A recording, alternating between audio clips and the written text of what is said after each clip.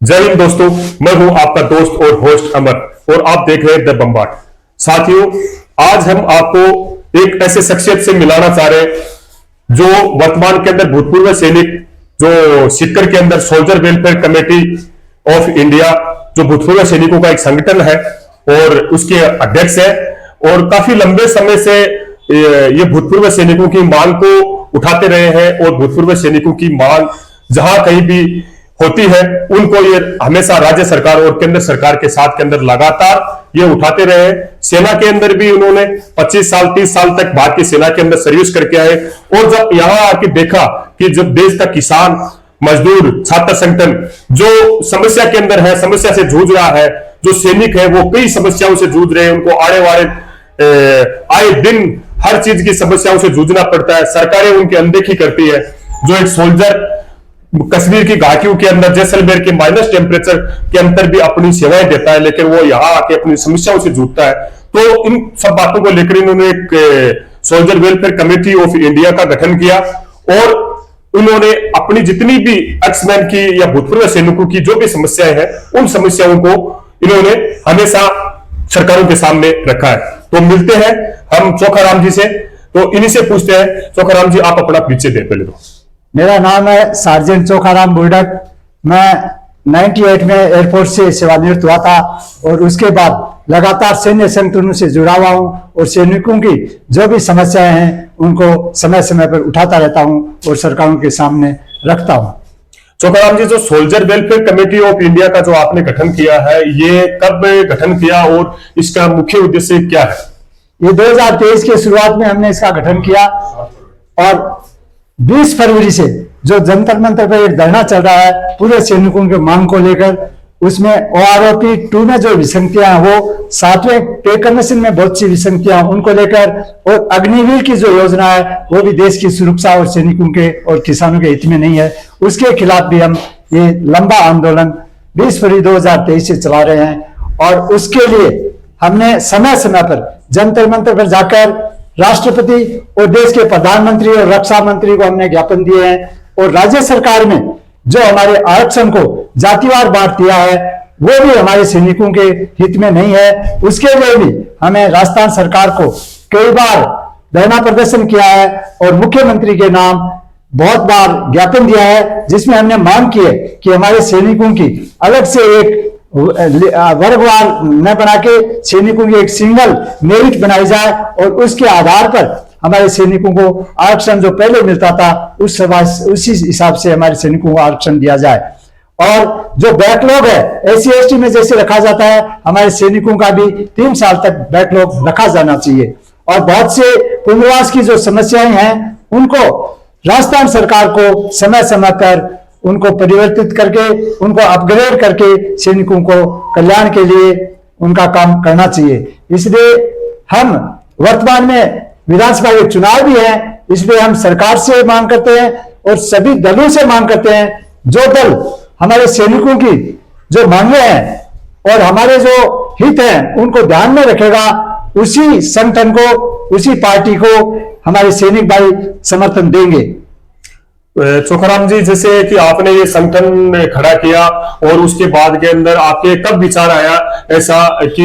हम कोई संगठन खड़ा करना चाहिए ताकि जो सैनिक है सैनिक हित की बात कर सके, ऐसा विचार आपके मन में कैसे आया?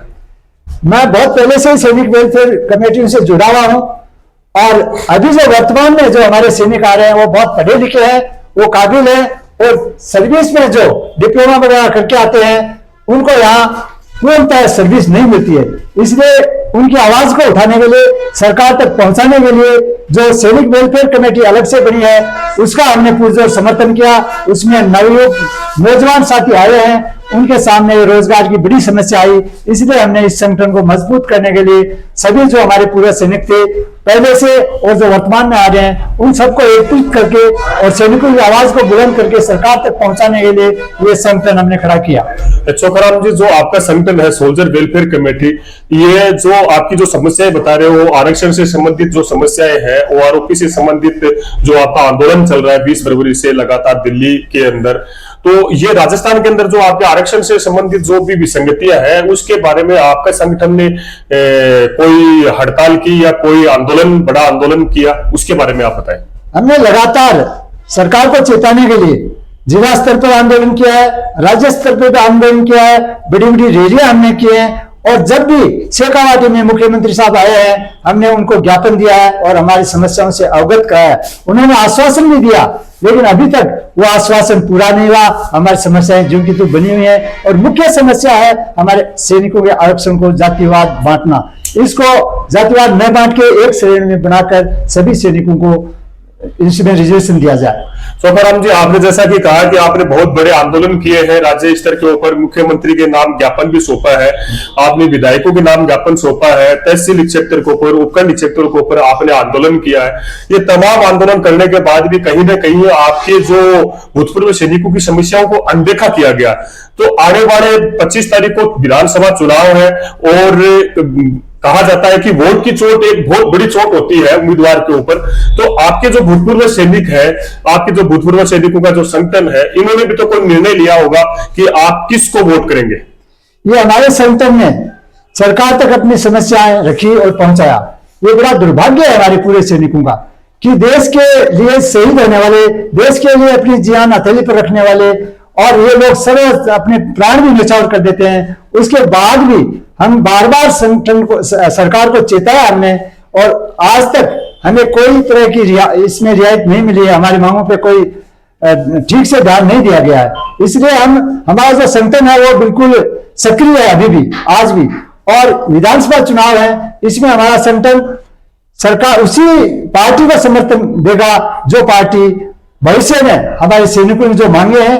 उनको पूरा करेगी, उनके वेलफेयर की जो बातें हैं वो करेगी और सैनिक कल्याण का कार्य करेगी। हमारे सभी संगठन और राज्य स्तर पर जितने भी संगठन हमारे बने हुए हैं, सबकी एक राय है और वो सब उसी पार्टी को समर्थन देंगे जहां हमारे सैनिकों की बात सुनी जाएगी और सैनिकों की समस्याओं का समाधान किया जाएगा। चोखाराम जी, एक जो पर्सन है जो दिल्ली के अंदर भूतपूर्व सैनिक है, वो कई राज्यों से, पंजाब, हरियाणा, उत्तर प्रदेश, किसी राज्य का नाम नहीं है, वहां के ऊपर अनेक राज्यों से लगातार वहां के ऊपर आंदोलन कर रहे हैं। तो वहां के ऊपर जो आंदोलन चल रहा है उसकी आगे की रणनीति या आगे की रूपरेखा के बारे के अंदर आप इस चैनल के माध्यम से क्या कहना चाहोगे, क्या आह्वान करना चाहोगे?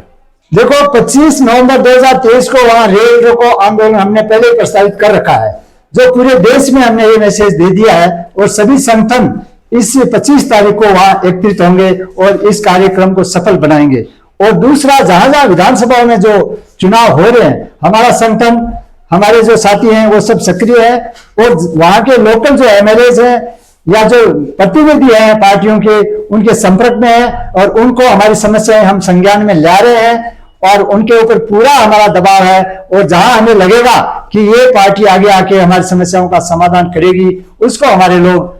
समर्थन देंगे। चोखाराम जी, आपसे एक आखिरी और अंतिम सवाल कि विधानसभा चुनाव 25 तारीख को है, नजदीक है, सारे राजनीतिक दल अपने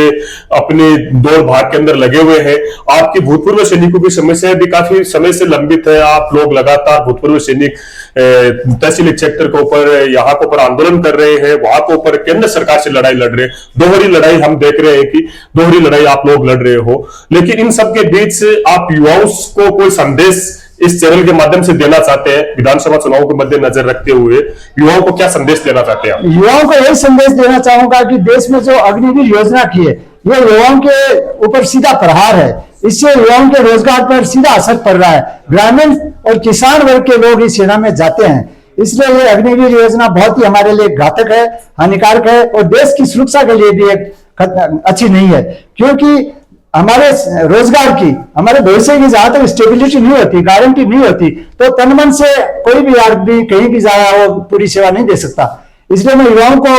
यह आह्वान करता हूं उनसे कि ये अग्निवीर योजना का विरोध करें और आने वाली सरकारों को और जो दूसरे जो भी संगठन है वो पूर्ण रूप से किसान, मजदूर और जवान के पक्ष में काम करने वाली सरकारों को ही वोट दें। बहुत बहुत धन्यवाद चोखाराम जी का। ये थे हमारे सोल्जर वेलफेयर कमेटी के अध्यक्ष चोखाराम जी, जिन्होंने बताया, खुले तौर के ऊपर बताया कि आने वाले विधानसभा चुनावों के अंदर हमारे जो भूतपूर्व सैनिक है वो उन साथियों को वोट देंगे, उन कैंडिडेट्स को वोट देंगे जो